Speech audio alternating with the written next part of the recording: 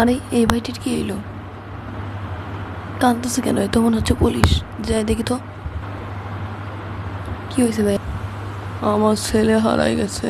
আমার একমাত্র ছেলে, আমার কলিজার টুকরা ছিল, কিন্তু তাকে আমি হারিয়ে ফেলেছি। আমার আর দুঃখের সীমা নাই। কেন আপনার ছেলে হারাইছে কেন?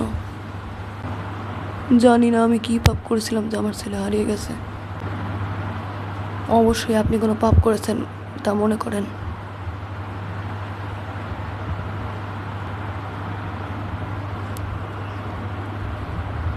কি যেন করেছিলাম, মনে পড়েছে। আমি আবু সাইদকে হত্যা করেছিলাম, কলেজ ছাত্র আবু সাইদ। আপনি এক মায়ের কোল খালি করেছেন, তাই আল্লাহ আপনার কোল খালি করেছে। আসলে আপনারা পুলিশরা খুবই জঘন্য।